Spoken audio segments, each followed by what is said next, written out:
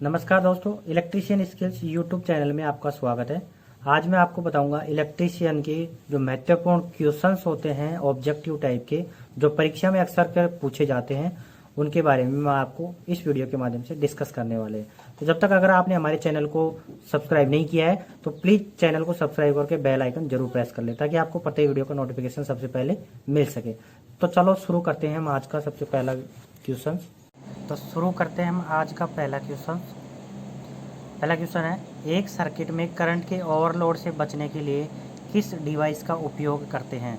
दोस्तों, कोई भी सर्किट है, जो कोई भी सर्किट के अंदर अगर हम ओवरलोड करंट से बचना है तो हम कौन से सर्किट का यूज़ करेंगे। तो पहला है रेजिडुअल करंट सर्किट ब्रेकर, दूसरा है मिनिएचर सर्किट ब्रेकर, तीसरा है अर्थ लीकेज सर्किट ब्रेकर और चौथा है मोल्डेड केज सर्किट ब्रेकर। तो दोस्तों, हमें उस सर्किट ब्रेकर का पता करना है जो ओवरलोड से हमें सुरक्षा प्रदान करता है। तो इसके अंदर सही आंसर क्या होगा दोस्तों? इसका सही आंसर होगा B, miniature circuit breaker. Miniature circuit breaker क्या करता है दोस्तों कि ये अपने ओवरलोड के खिलाफ सुरक्षा प्रदान करता है। ओवरलोड मीन्स अगर कहीं पे भी शॉर्ट सर्किट हो जाए या हम उस पर लोड से अधिक लोड कनेक्ट कर दें, तब ये सर्किट ऑटोमेटिक ब्रेक हो जाता है, सप्लाई को ब्रेक कर देता है, आगे सप्लाई नहीं जाने देता। तो इसका सही आंसर क्या होगा दोस्तों? बी। अब हम चलते हैं नेक्स्ट अगले क्वेश्चंस पर। दूसरा क्वेश्चन है हमारा, निम्न में से कौन सा उपकरण कंड्यूट नली की मोटाई को मापने के लिए। अभी आपने देखा होगा कंड्यूट पाइप जो हम यूज़ करते हैं वायरिंग के अंदर, तो वो जो कंड्यूट पाइप है वो बीच में से खोखला होता है। खोखला मतलब उसके अंदर से वायर जाते हैं। तो हम बात कर रहे हैं उसकी जो परत होती है चारों तरफ की, उसकी मोटाई की। तो दोस्तों, उसकी जो मोटाई है, परत की मोटाई, उसको मापने के लिए कौन सा टूल उपयोग में लिया जाता है।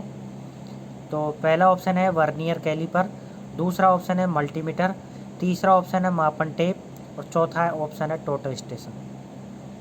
दोस्तों, मल्टीमीटर से हम क्वांटिटी मापते हैं, वोल्टमीटर, एमीटर, रेजिस्टेंस, और मापन टेप से हम लेंथ को नापते हैं, लंबाई को, और टोटल स्टेशन से हम कुछ और मापते हैं। तो इसका सही आंसर क्या होगा दोस्तों?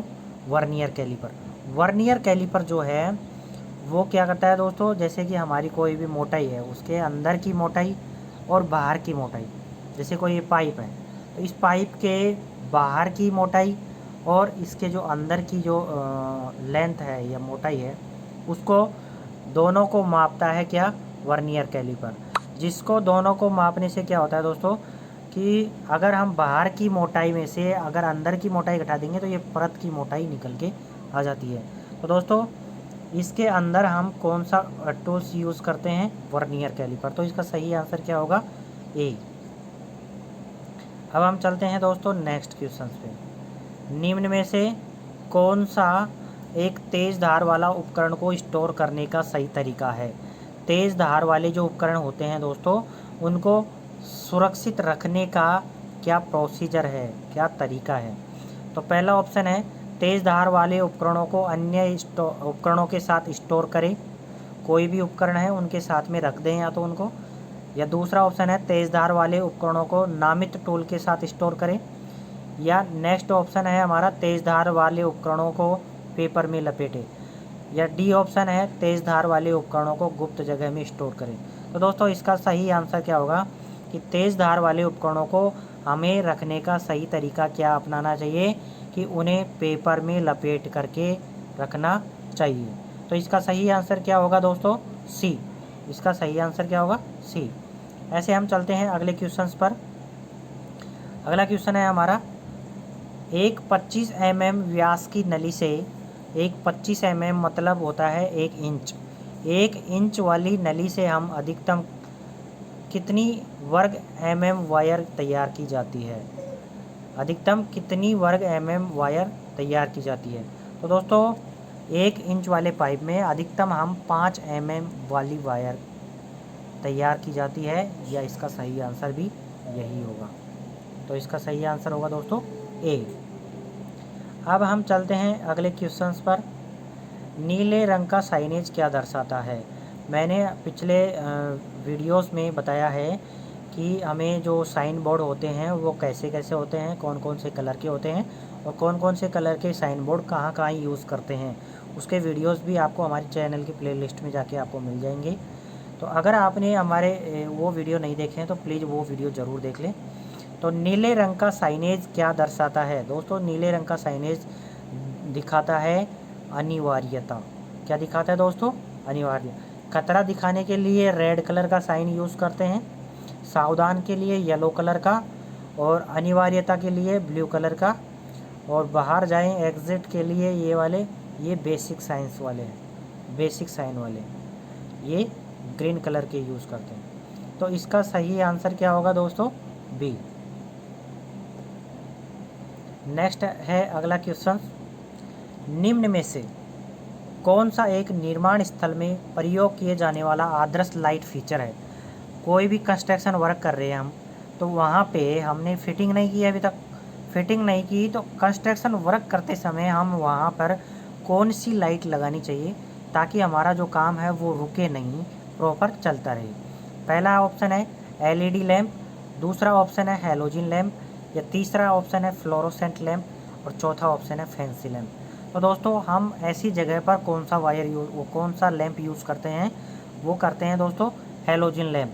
हैलोजन लैम्प जो है उसको निर्माण स्थल पर यूज़ किया जा सकता है। ये काफ़ी अधिक प्रकाश उत्पन्न करता है, इसलिए इस लैम्प को यूज़ किया जाता है। तो इसका सही आंसर क्या होगा? बी। चलते हैं अब अगले क्वेश्चन पर। पावर सर्किट में प्रयोग किए जाने वाला तार या वायर, उसका न्यूनतम आकार कितना होना चाहिए? तो दोस्तों, पावर सर्किट के लिए हम कितने एमएम का वायर यूज़ करते हैं, इसके लिए भी हमने पहले एक वीडियो बनाया हुआ है वायर का। आप हमारे चैनल की प्लेलिस्ट में जाके वो भी वीडियो आप देख सकते हो। तो दोस्तों, पावर सर्किट के लिए हमें अधिकतम कितने वायर का, न्यूनतम जो है, अधिकतम तो हम कितना भी यूज़ कर सकते हैं, लेकिन न्यूनतम पावर सर्किट्स के लिए हम 2.5 स्क्वायर mm का वायर यूज़ करते हैं दोस्तों। और 5 एम्पियर से अधिक की जो पावर होती है उसको पावर सर्किट बोला जाता है, मतलब अधिक पावर की। 5 एम्पियर तक के लिए हम 1 स्क्वायर mm वायर यूज़ करते हैं, और 2.5 स्क्वायर mm जो है वो 16 एम्पियर तक हम इसका यूज़ करते हैं। ऐसे हमारा अगला क्वेश्चन है, 16 इंच की लंबाई में सभी एनपीटी थ्रेड के लिए टेपर रेट का डायमीटर क्या है? तो दोस्तों, 16 इंच की लंबाई के लिए सभी एनपीटी थ्रेड के लिए टेपर रेट का डायमीटर होता है 2 इंच। कितना होता है दोस्तों? 2 इंच। तो इसका सही आंसर क्या होगा? डी। नेक्स्ट हम चलते हैं अगले क्वेश्चन पर। केबल के किस विधि का प्रयोग एलवी केबल के लिए किया जाता है? तो केबल ज्वाइंट की किस विधि के लिए एलवी ज्वाइंट यूज़ किया जाता है? तो पहला ऑप्शन है हॉट श्रिंक केबल, दूसरा है कोल्ड श्रिंक केबल, तीसरा है टर्मिनेशन, और चौथा है टेपिंग विधि। तो दोस्तों, केबल की ज्वाइंटिंग के लिए, जो एलवी केबल है उसकी ज्वाइंटिंग के लिए हम कौन सी विधि अपनाते हैं? Cold shrink cable. तो इसका सही आंसर क्या होगा? बी। ऐसे हम चलते हैं अगले क्वेश्चंस पर। एक बोझ को उठाने का सबसे महफूज तरीका क्या है? पहला ऑप्शन है अपनी पीठ को हर समय झुकी रखें। बोझ उठाते समय अपनी पीठ को क्या आप हमेशा झुकी रखोगे, या अपनी पीठ को हर समय सीधा रखेंगे?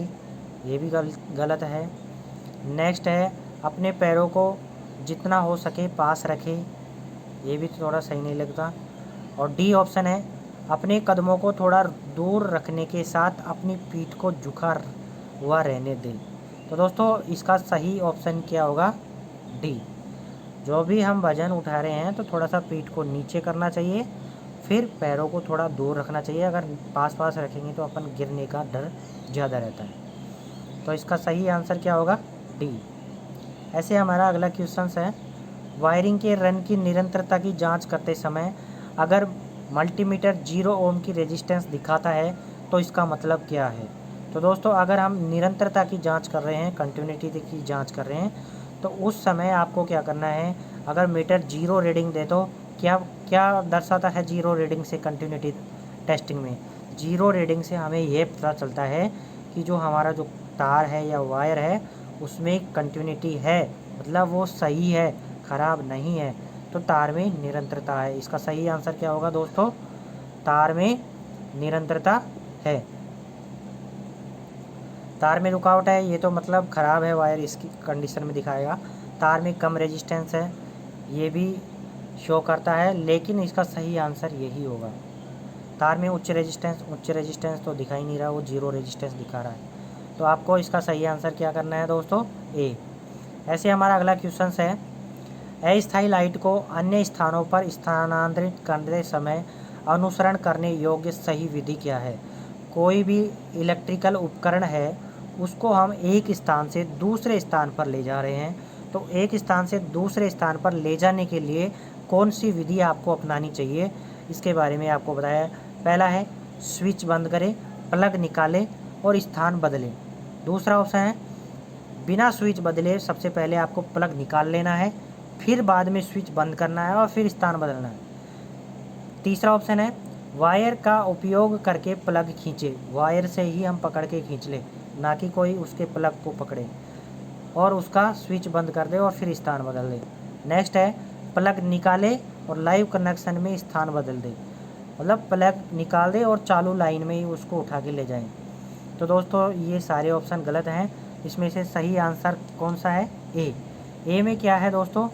स्विच को बंद करना है सबसे पहले, फिर प्लग को निकालना है और फिर उसका स्थान एक स्थान से दूसरे स्थान पर ले जाना है। स्विच बंद करने से प्लग में लाइट बंद हो जाएगी, हमें अगर उसमें लीकेज करंट होगा तो भी उसमें झटका नहीं लगेगा। तो सबसे पहले हमें ये विधि अपनानी चाहिए। उसके बाद में दोस्तों नेक्स्ट क्वेश्चन, एक जनरेटर को काम की जगह पर रोशनी के लिए इस्तेमाल करने के लिए इसको रखने की सही जगह क्या है? कोई भी जनरेटर है, हम काम कर रहे हैं, तो काम करते समय हमें उसको कहाँ पे रखना चाहिए, इसके बारे में बताया। आउटडोर दरवाजे के बाहर, बी ऑप्शन है दरवाजे के भीतर, सी ऑप्शन है काम करने के कमरे में और डी ऑप्शन है स्टोर वाले कमरे में। तो दोस्तों जनरेटर को रखने का सही जगह कौन सी है? आउटडोर, मतलब दरवाजे से बाहर, जो हमारे जहाँ पे हम काम कर रहे हैं वहाँ पे ज़्यादा शोर शराबा नहीं हो। ऐसे हमारा अगला क्वेश्चन है, दो सिंगल फेस लाइट पॉइंट को इंस्टॉल करने के लिए न्यूनतम कितने वायर की आवश्यकता पड़ेगी? न्यूनतम कितने तार की आवश्यकता पड़ेगी? तो दोस्तों अगर दो सिंगल फेस लाइट है, उसको अगर हमें लगाना है या इंस्टॉल करना है, तो उसके लिए हमें केवल 3 तारों की आवश्यकता पड़ेगी, क्योंकि न्यूट्रल को हम एक ही वायर से लेंगे और 2 अलग अलग वायर से हम स्विच में होकर के फेज की सप्लाई देंगे। तो न्यूनतम इसमें पूछा है, अधिकतम पूछता तो इसका आंसर 4 होता, लेकिन न्यूनतम पूछा है तो न्यूनतम इसका आंसर क्या होगा? 3। न्यूनतम 3 तारों की हमें आवश्यकता पड़ेगी। अगला क्वेश्चन है हमारा, निम्न में से किस उपकरण का उपयोग पीवीसी कंड्यूट नली को काटने के लिए किया जाता है? तो पीवीसी कंड्यूट पाइप को अगर आपको काटना है तो उसके लिए आपको क्या यूज़ करना है दोस्तों? हेक्सा। पीवीसी पाइप को काटने के लिए आपको हेक्सा यूज़ करना है, हेक्सा की सहायता से आप उसको काट सकते हो। तो इसका सही आंसर क्या होगा? सी। नेक्स्ट है, बिल्डिंग स्लैब में पाइप को स्थापित करने के लिए सही समय क्या है? पहला है स्लैब बनाने से पहले, दूसरा है स्लैब बनाने के बाद, तीसरा है प्लास्टर से पहले और चौथा है प्लास्टर के बाद। तो दोस्तों बिल्डिंग में स्लैब बनाने से पहले पाइप को स्थापित करने का सही तरीका कौन सा है? कि स्लैब बनाने से पहले हम पाइप डाल देते हैं, उसके बाद में पाइपों को तार से बांध देते हैं ताकि वो एक स्थान से दूसरे स्थान पर ना खिसके। तो इसका सही आंसर क्या होगा दोस्तों? ए। अब हम चलते हैं अगले क्वेश्चन पर। कौन से टूल्स आरसीसी दीवारों के माध्यम से और परत नली के माध्यम से केबल खींचने के लिए इस्तेमाल किए जाते हैं? कोई भी कंड्यूट पाइप है, उसके अंदर जो वायर डाले जाते हैं वो हम एक किसकी सहायता से डालते हैं, उस टूल्स का नाम बताना है आपको।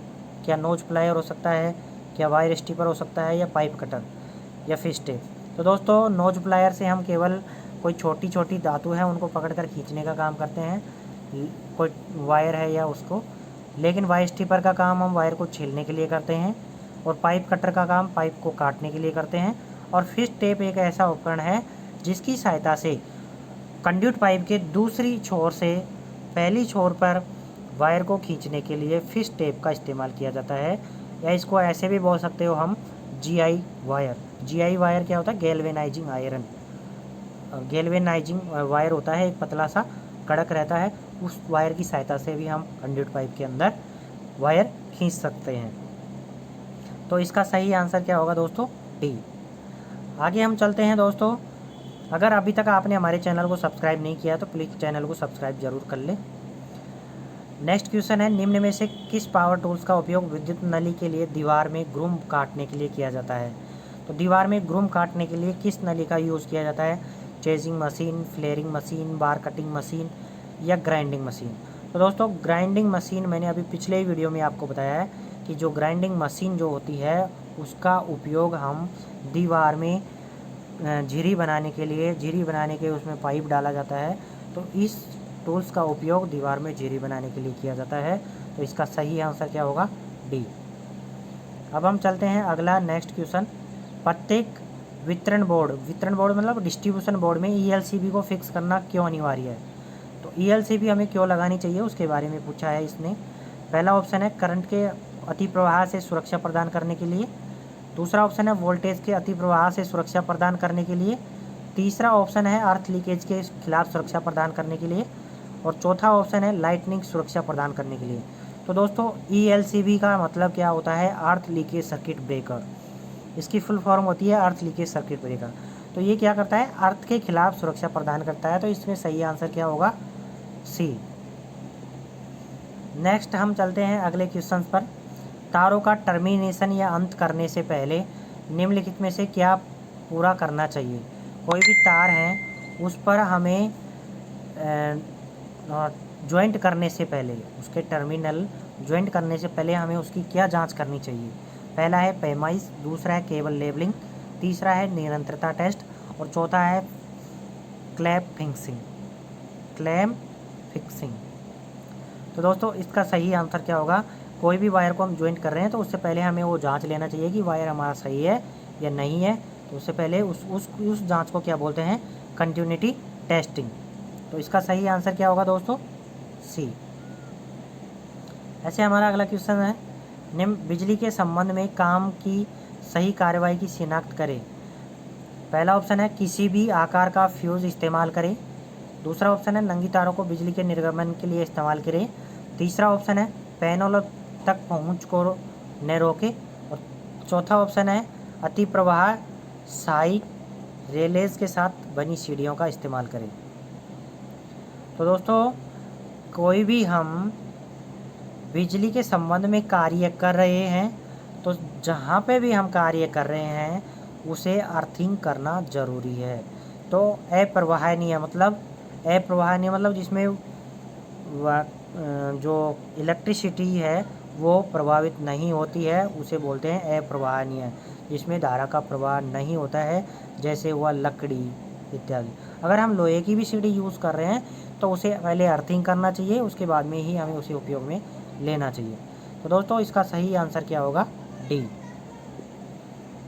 अब हम चलते हैं अगले क्वेश्चन पर। इनमें से एक 3 चरण स्टार कनेक्शन के लिए प्रतीक है। कोई भी स्टार कनेक्शन के लिए प्रतीक चिन्ह कौन सा है?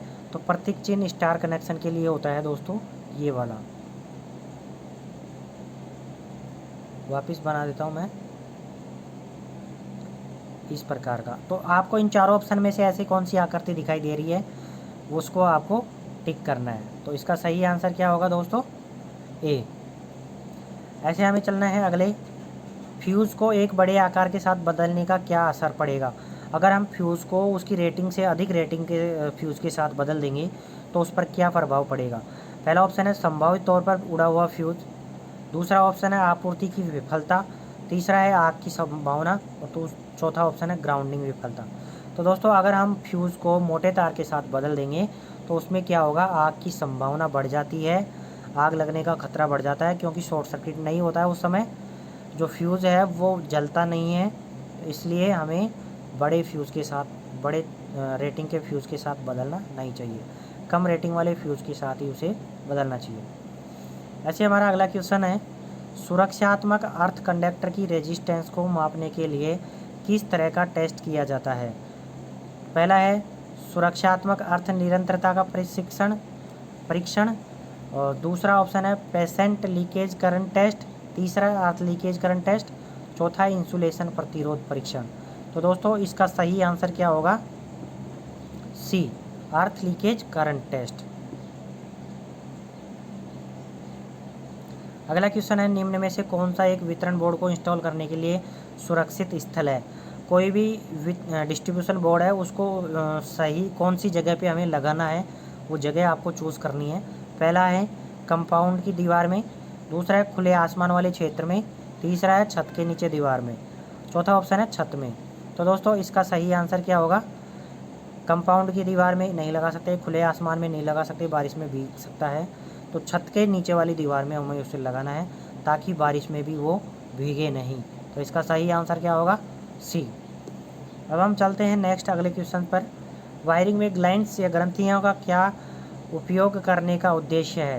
पहला है केबल को पकड़ने के लिए इस्तेमाल करना, दूसरा ऑप्शन है केबल को लेबल करने के लिए उपयोग करना, चौथा ऑप्शन है केबल को टैग करने के लिए इस्तेमाल करना, चौथा है केबल को स्ट्रिप करने के लिए इस्तेमाल करना। तो दोस्तों इसका सही आंसर क्या होगा, इसका सही आंसर होगा सी, केबल को टैग करने के लिए इस्तेमाल करना। तो जो ग्लैंड्स होता है उसका केबल पर टैग करने के लिए इस्तेमाल किया जाता है। पैनल अर्थिंग का क्या उद्देश्य है, पैनल की अर्थिंग क्यों करते हैं, उसका क्या उद्देश्य है। पहला ऑप्शन है न्यूट्रल कनेक्शन प्रदान करना, दूसरा ऑप्शन है फेज कनेक्शन प्रदान करना, तीसरा है करंट को न्यूट्रलाइज करना, चौथा ऑप्शन है लीकेज करंट को न्यूट्रलाइज करना। तो दोस्तों पैनल को हम न्यूट्रल इसलिए वो अर्थिंग इसलिए करते हैं ताकि लीकेज जो करंट है अगर पैनल में वो ग्राउंड हो जाए, मतलब न्यूट्रलाइज हो जाए, इसलिए हम पैनल को अर्थिंग करते हैं। उसके बाद में है दोस्तों अगला क्वेश्चन, दोष को पहचाने जो इलेक्ट्रिकल डिस्ट्रीब्यूशन बोर्ड में होता है।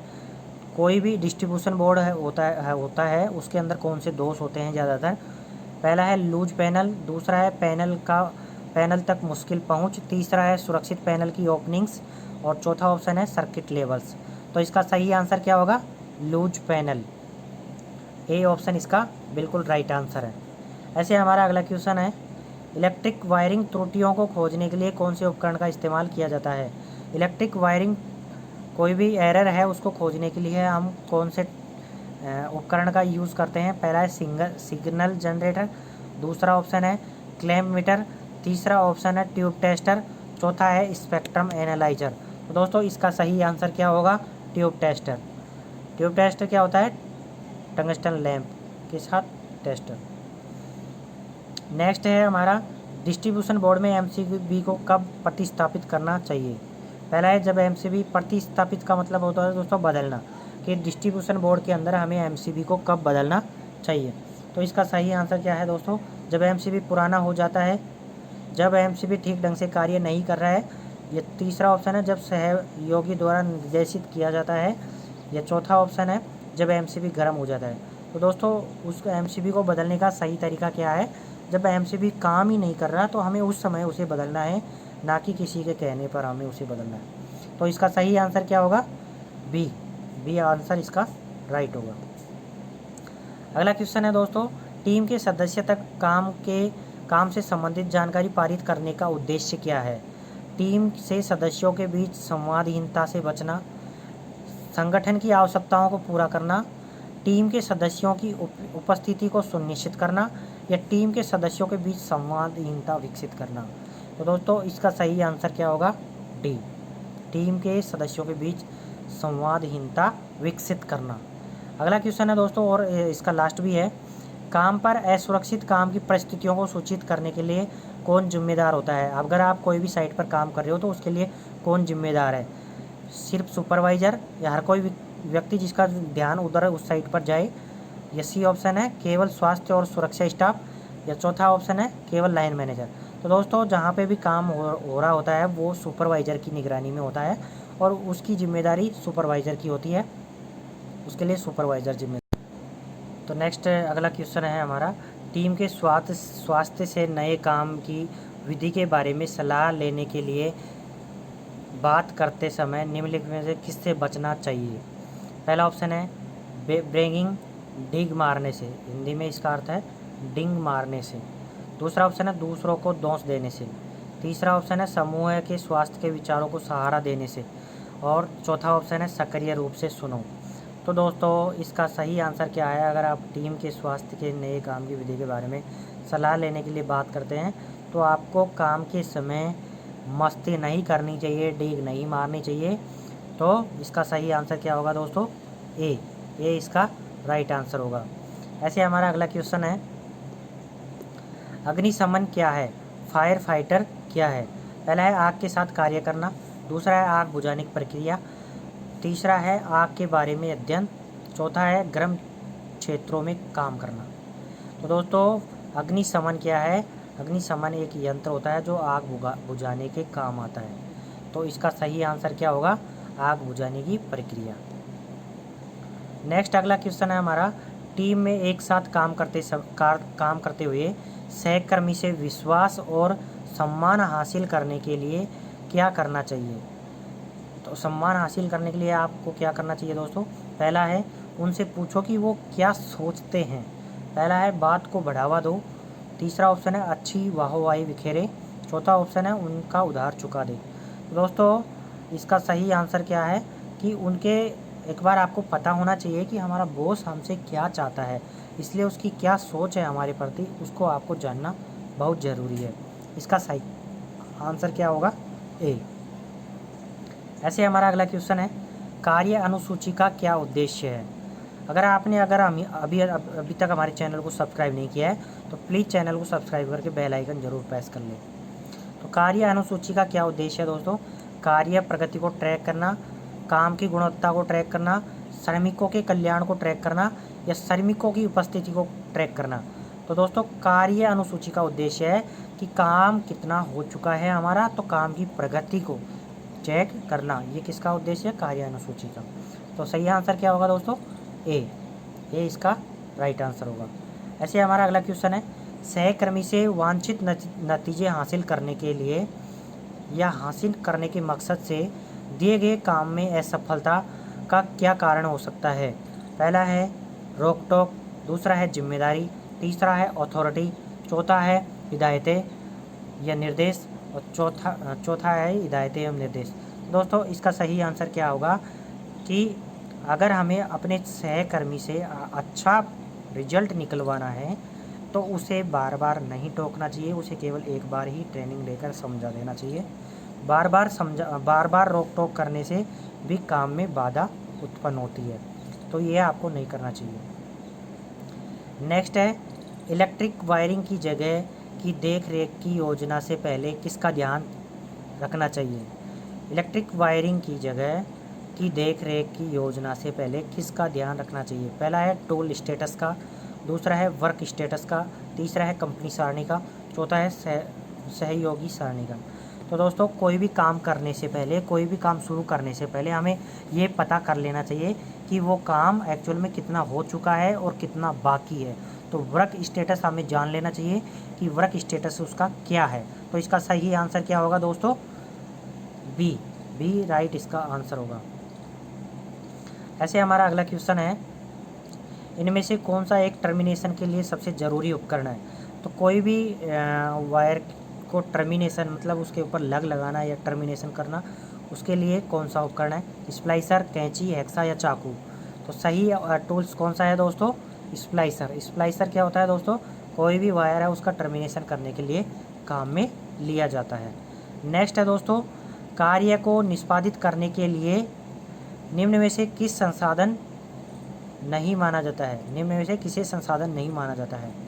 कोई भी कार्य को निष्पादित करने के लिए निम्न में से किसे संसाधन नहीं माना जाता है? तो इसका सही आंसर क्या है दोस्तों? उत्पादन को, सामग्री को, श्रम शक्ति को या मशीनरी को? तो देखो दोस्तों मैं आपको बता देता हूँ, सामग्री होगी तभी हमारा जो कार्य है वो ठीक से हो पाएगा। श्रम शक्ति लेबर होगी तभी हमारा काम जल्दी होगा। मशीनरी होगी तो मशीनरी की सहायता से आप जानते हो कि काम जल्दी होता है और अच्छा भी होता है, क्वालिटी भी अच्छी आती है। उत्पादन डिपेंड नहीं करता, तो इसका सही आंसर क्या होगा दोस्तों? ए। और आपको यह वीडियो अगर अच्छा लगा है तो प्लीज़ हमारे चैनल को सब्सक्राइब करके बेल आइकन जरूर प्रेस कर लें एवं वीडियो को शेयर जरूर करें। धन्यवाद दोस्तों, मिलते हैं अब अगले वीडियो के साथ, तब तक के लिए जय हिंद जय भारत।